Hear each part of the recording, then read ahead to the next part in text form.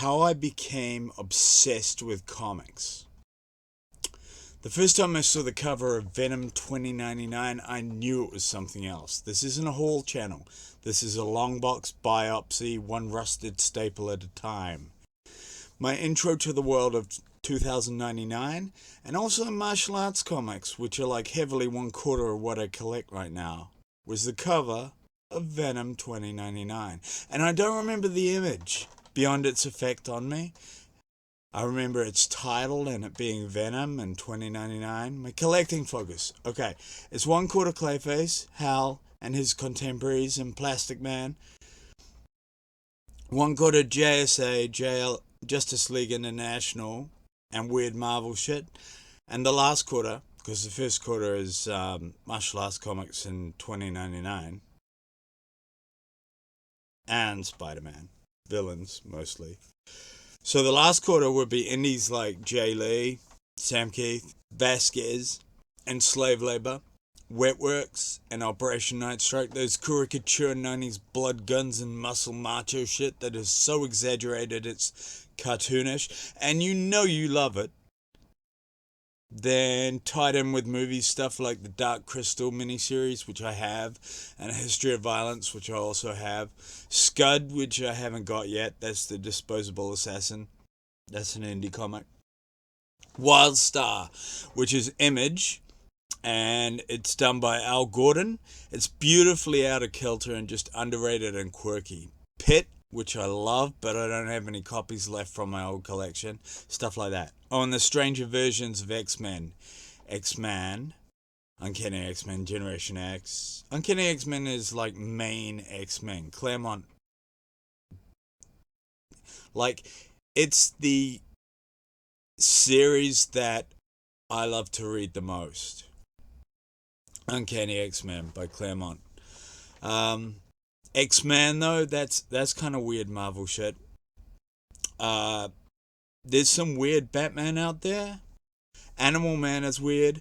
League of Extraordinary Gentlemen is a bit weird. And some of the Captain Atom stuff is kind of weird. But it's Silver Age weird, so it's like not as weird as Animal Man. Stuff like that. It's mostly narrative with a bit of iconic, whether it be the characters in Bats and Captain Atom, or the writers in Morrison and Claremont and Moore. I didn't plan to collect comics. It started with 5 issues in England at age 6 or 7. I had an Eagle, a Buster, a 2000 AD, and 2 issues of the Silver Age Green Lantern Hal Jordan storylines. Then my 3rd year, I replenished my TPB collection and bought a few favorite writers, artists, titles, characters in single issue form. Since then, I've been gradually hunting stuff down, yearly going into Wellington to buy something from Graphic, the comic shop there. Love that store. Shout out to you guys. And I also, just for fun, browse secondhand bookstores to see what they have. I got this really cool book last year, The Ultimate Book of British Comics. And from Graphic, I got the Magic the Gathering Innistrad and Kaladesh art books. But I also got a Sid Mead art book, which is, he's king of Mecca, basically. That's not Mecca as in M-E-C-C-A, that's Mecca as in M-E-C-H-A, which means basically mechanical drawings. So anything that's mechanical as a drawing is called mecha. So it's machines, it's robots, it's gadgets, it's vehicles, it's even characters if they're cybernetic. And one of my favorites, Faceache, the first 100 scrunges. I'm a huge Ken Reed fan from Buster Days, so that was a true joy to find that. Thanks, guys at Graphic. Love your store. I also picked up a Moebius volume at the end of last year, The World of Edina. Now I need a separate shelf just for Jay Lee or Clayface. This vlog series is kind of a journal in video form about why I love comics and collecting. If you feel that vibe, please do connect with me and tell me what comics or DVDs you can't live without and why. Or just say whatever's on your mind about collecting your comics. I remember with Venom 2099, I remember it was Venom and I could get the concept of 2099 just from that version of Venom. Everything was taken up a notch and I was instantly hooked. So why Ravage 2099? He was understated. He was a flashback to old school. The art reminded me of Val Merrick's work on Sensie by First Comics, but with some Marvel typical transformation body horror stuff. The prison island was a genius element in making Doom the protagonist and Ravage the antagonist, except he's the main character and point of view character, and he's a prisoner and he used to be a soldier. Shield and Punisher, people's hero, are now the bad guys. Everything's flipped. It was epic. So Roger Salek, who I think is a martial arts tutor now, don't quote me on that, he wrote the script for Sensie, but he also translated Tony Wong's famous Hong Kong comics, Drunken Fist and Buddha's Palm, which are two of my all-time favourite series. So Val Merrick is actually famous for Howard the Duck. He's an artist. But I always preferred his work on Sensie. And for ducks, it's got to be either Darkwing or Duckman. For real. Sensei's bad guys were like purple orcs. They were intrinsically sloth. I loved it. And that moment when the protagonist, time-traveling samurai without armor, shoves that sword up the arsehole of one of the drunk cowboys from under the pier, sick AF. I loved it.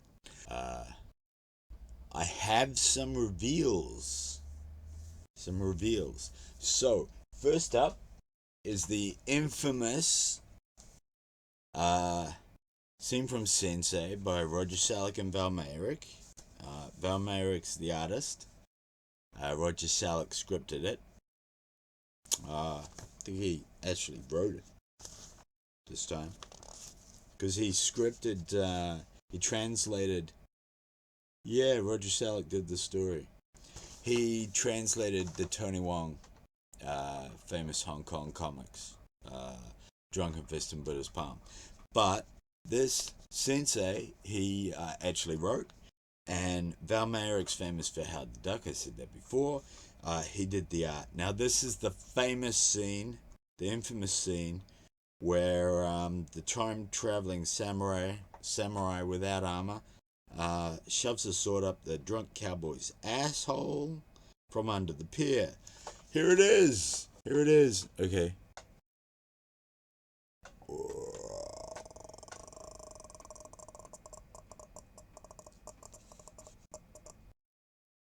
There it is. He's under the pier in that panel. Shoves the sword right up his ass. And he goes, he decapitates one.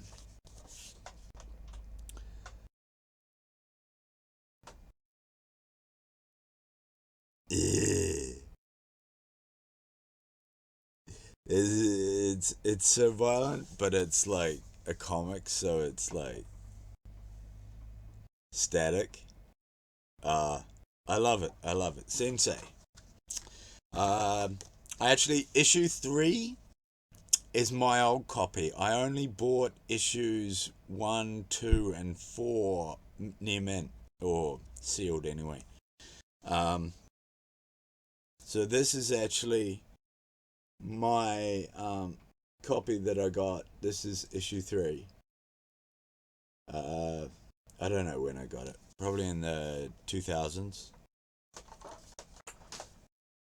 Next up we have Hellshock Volume 2. Because Volume 1 was a trade paperback. Volume 2 is in single issues. And this is, I think it's issue 1. Yeah, it's issue 1.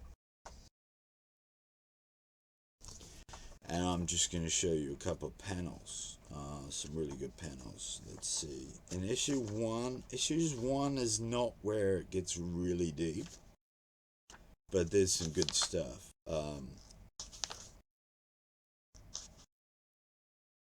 Fighting. There's a fighting scene. He gets his shit kicked out of him. And then an angel appears.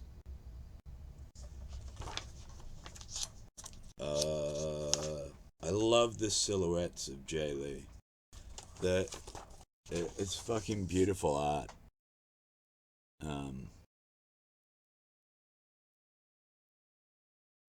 Anyway, let's move on.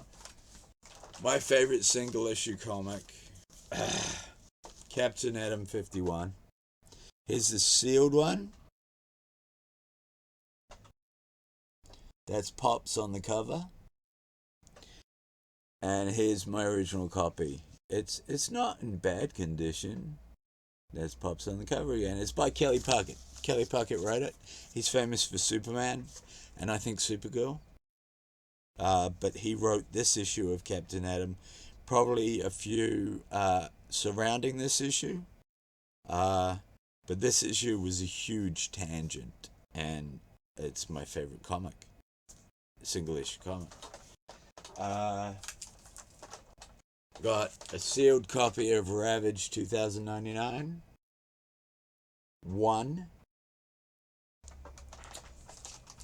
And World's Finest 144. There's Superman and Bats, there's Brainiac, and I think it's Matt Hagen. Pretty sure it's Clayface 2, Matt Hagen. Basil Karlo was the first Clayface. I don't like Basil Karlo that much. I mean, he's still Clayface, so I do like him. But Clayface 2 is the best. Especially Bruce Timm's version. I'm not going to crack this open. I'm saving it for a special occasion. But I was going to crack open Sensie, but it turns out I don't have a sealed copy.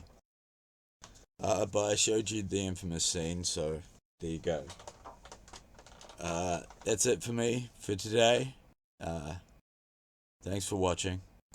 I was talking with a friend the other night and stumbled onto something wild. The Doom storyline buried inside Ravage 2099. Turns out Doom has a prison island, right? And that's where Ravage ends up living. I kind of knew that, but here's what blew my mind. Warren Ellis, yes, that Warren Ellis, author of Not Dead Yet, arguably the peak of Wolverine storytelling, did a run on Doom 2099. Issues 24 to 31, that just shot to the top of my November comic shop hit list. That haul's already shaping up nasty. Stray Toasters by Hinkiewicz, Bill. The Art of Painted Comics, because I love that style. Totally. Weapon X Deluxe, not the oversized gallery edition because it's too expensive, too big. I want a book, not a brick. Martial Law Origins, because the Origins TPB or Omnibus is more affordable than normal martial law, which gets to be like $300. Wetworks Volume 1, that 90s ultra-violence terrified me as a kid, now I crave it. Checkmate TPB's Volume 1 and 2, The Rucker Run, love that premise, chessboard espionage is moral theatre. World-exe Volume 2, I need this book to finish off the trilogy before Paradise X. I already read Earth-exe and I loved it, and I have World-exe Volume 1. I just need Volume 2. And yeah, Jim Kruger in that series, fucking epic. Visionary myth-making with world-ending stakes. As for Alex Ross, well, the man's a fucking legend. I'm also hoping to find that Uncanny X-Men stretch that spotlights Maggot and Marrow. And Chamber is Generation X, but you knew that. Plus Road to Onslaught Complete and The Trial of Gambit. That's my planned haul for November. That era feels like Mutant Liturgy. Everyone's broken, grotesque, glorious, right up my alley. I've got so many Plastic Man issues now. I think I'm just missing that Oddball -1, kind of like X-Men -1 by Stan Lee. You remember that one? And of course the Plastic Man archives, which were always way out of my price range when I was deep into that rabbit hole. So, probably my rarest comic in my collection is World's Finest issue 144. It was very good grade when I bought it. The spine is pretty fine, but the staples are a bit rusty. Says it's worth US $18, which is about NZ $35. But I know for a fact that this issue in this condition, as graded professionally, is worth more like $150 New Zealand. I wouldn't spend that on a single issue unless I was making a lot as an income, and I'm not selling it. It's an early appearance of the first Clayface Matt Hagen in World's Finest with Brainiac. So two villains versus, I think it's Batman and Superman. Two villains versus two heroes. So Clayface to me, especially Tim's Matt Hagen, heavily reminds me of Hal Jordan. So the Green Lantern can manifest anything he can will into being. So he's basically only limited by his imagination. As you can see, there was a joke in the 2011 movie. Yeah, it was a bad movie. Let's get over it. It was a joke that didn't land for everyone. All Hal could come up with was a racetrack. It was funny. My point is Clayface is pretty much the same power. I mean, so does Plastic Man, the shapeshifters, where the only limitation on their power seems to be their imagination. Clayface is a dumbass. So his imagination is like a rock, a stone, like he can turn into weapons, basically, because he doesn't have fuck all of an imagination. Plastic Man has the same powers as Clayface, but Plastic Man's got fucking criminal, forensic, fucking intelligence.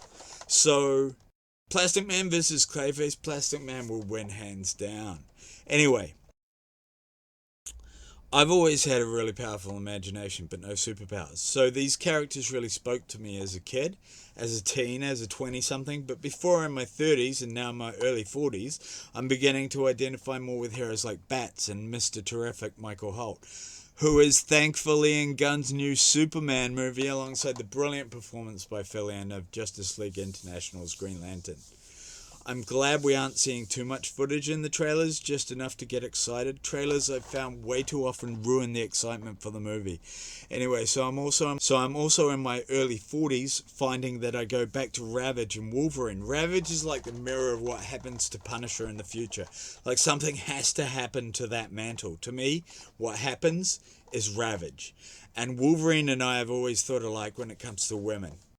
I'm not going to say I'm Wolverine, but I mean his gene obsession, but Storm being a much more thoughtful option. I don't think I'm alone here. This is the kind of situation that is quite common.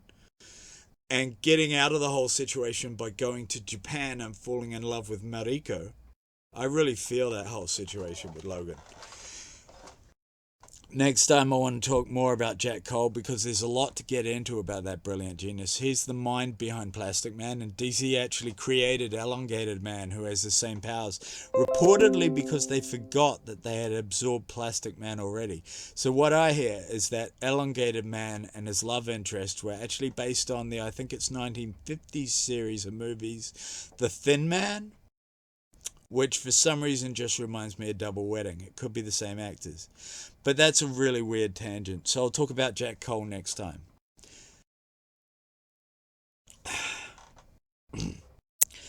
World's Finest 144. This issue is not a first appearance, but it was my first realization that rare comics are worth collecting even if you don't care about resale value. It's like they emanate nostalgia or zing. The staples are a little rusty. I've never cracked it open. Still saving that for the right day. Now this I will crack open. Sensie by Roger Salek and Val Mayrick. This one's got that. The time-traveling samurai without armor shoves a sword straight through a drunk cowboy's ass from under a pier. Sick AF. You have to see it. I'm pretty sure it's in issue 3. There are 4 issues in the miniseries, but for the longest time I only had issue 3, so that's the one burned into my brain. Those images, potent.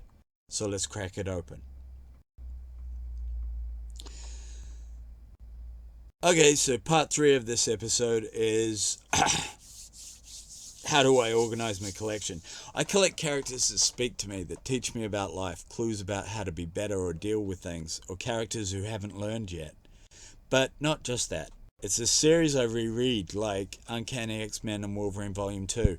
Oh, and there's a reason I have 3 copies of Not Dead Yet, not the whole thing yet. Alice is so rereadable. The singles that jump out of the page like they've been waiting for me. The artists and writers whose work hits me all the way through. That's why each of my single issue shelves has its own label, usually just a word or two. Ravage 2099, Tony Wong, Clayface, I've got a few of those. Green Lantern or Misk, Val Mayrick. It's a filing system for my emotional damage. Some people alphabetize, I organize by resonance. This is probably pretty common, but if I want to regularly read a comic, I need to have a good condition extra copy for the shelves to look after long term. And if it's falling apart, I probably need 3 copies. And comics I bought in the 80s, they are generally falling apart now. So I not only have to hunt for comics that I want, I have to get replacements as well. So part of collecting, I guess. As far as artists I love and collect, Alex Ross, especially DC, and Richard Horry, his pencils like Operation Night Strike with the Chapel cameo are givens. But I also really always dug Victor Ambros. I know he did a lot of historical stuff, which isn't really comics as such, but his Dracula's bedtime stories was fucking beautiful, so morbid and creepy like Chucky. Charles Lee Ray. The characters had a sense of humour. The book was just like dripped in undead mysticism, like the Necronomicon for comics. And then the complete Molesworth. Still haven't got my own copy. It's a beautiful book. It's set in Hamilton. Well, it's not, but you get what I mean if you're from Hamilton. Jay Goldberg did a great job with Jellyfist. I love Vasquez. I haven't got into Roman Dirge yet, which is another slave labor author. But it might be my thing as well. I'm a huge Discworld and Dune fan. My favourite Dune is Jodorowsky, the doco, and then Lynch. And Gaiman still being alive is great, because the Discworld is set in stone now, but Gaiman's worlds are still growing, and I love that. So my white whale. My white whale is Detective Comics 298. If I hit $69,000 before tax this year, that gives me a net income of $900 a week to live on, and $14,000 after tax to spend on a hooded e-bike hybrid from Europe. So for sure I'll have $500 for a nice single issue, and I'm getting Detective Comics 298, not for investment, just for the first appearance of Matt Hagen, who was the first Clayface.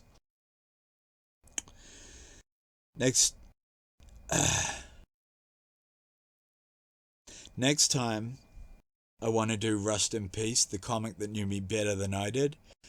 It would basically be the Max Volume 6, which is out of print. Not maximized, the Friends of Max collection. It's the last issue of the trade paperbacks. 6 volumes of the Max. The first 5 are the Max. The 6th one collects all the tangents that Sam Keith did. With Friends of Max in one volume, and it's just like, it's a tangent. As a tangent, I love tangents, but it's so different to the Max, and at the same time it feels very much the Max. So that's one bookend. The other bookend is Squeeze Wonderful Big Giant Book of Unspeakable Horrors, and in the middle,